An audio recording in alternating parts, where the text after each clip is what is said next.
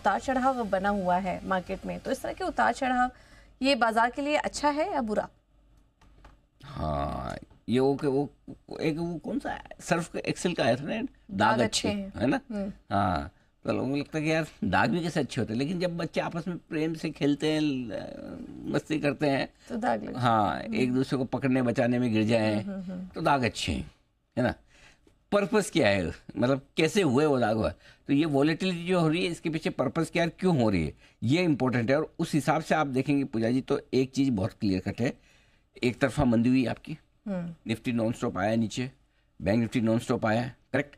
Non stop गिरावट के बाद अगर बाजार एक लेवल पर आने के बाद थोड़ी सी वॉलेटिलिटी दिखा रहे, उतार चढ़ाव हो रहे, तो ये बाजार की सेहत के लिए अच्छा है। क्यों? आपको याद होगा सुबह भी और कल दोपहर में इस वक्त भी हमने बात की थी कि भाई देखिए, बाजार के बेस्ट फॉर्मुलेशन के लिए सबसे पहली चीज़ है वॉलेटिलिटी, दूसरी चीज़ है कि शॉर्ट सेलर्स के एक दो बार स्टॉप लॉस ट्रिगर हो, और तीसरी चीज़ है इंपॉर्टेंट लेवल के ऊपर बंद हो। तो आज पहली बार 23,265 को पार करने पे पहली बार शॉर्ट सेलर का एक पहला स्टॉप लॉस जो बनता है वो 23,265 था, वो ट्रिगर हुआ। बैंक निफ्टी पे 49,000 का था, वो ट्रिगर हुआ इंट्राडे के लिए, ये इंट्राडे के लिए हुआ। दूसरा स्टॉप लॉस 23,350 अभी भी ट्रिगर नहीं हुआ, 49,250 अभी भी ट्रिगर नहीं हुआ। तो पहला स्टॉप लॉस ट्रिगर हुआ, 2-3 होने जरूरी है, ठीक है। इंट्राडे में वॉलेटिलिटी चाहिए, कल बाजार आपका मजबूत हुआ, लेकिन रेंज बहुत छोटी थी और वॉलेटिलिटी थी नहीं। आज उसके विपरीत पहाड़ और खाइयां बन रही है बाजार में, छोटे मोटे पहाड़ बीच में बने, अब खाई बनी एकदम लाल में आए। तो ये वॉलेटिलिटी 2-3 राउंड जो हुए ना, ये अच्छी थोड़ी और चाहिए, इंट्राडे में भी और ओवरनाइट भी, जो बाजार के लिए बेस बनाने का काम करती है। इस वॉलेटिलिटी में सबसे बड़ी इंपॉर्टेंट चीज़ क्या है, अगर किसी को बेचना है तो उसको बेचना है, राइट।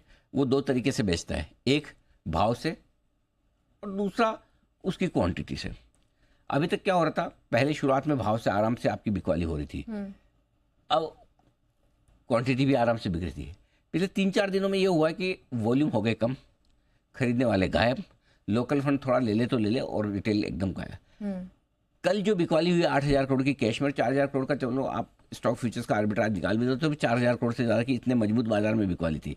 इसका मतलब क्लियर कट है, जहाँ लिक्विडिटी है, जहाँ बायर है, वहाँ बिकवाली हो रही। तो आज ये हुआ है कि जिसको बेचना है वो तो बेच ही रहा है, ऊपर बेचे नीचे बेचे, लेकिन पहली बार ऐसा लग रहा है आज कोई नीचे से खरीदना भी चाहता है। नहीं तो अब तक तो बेचने वाला ही हावी, आओ कौन है बायर में देता हूँ, लेने वाले की हिम्मत नहीं कि कौन है बेचने वाला मैं लेता हूँ, है ना।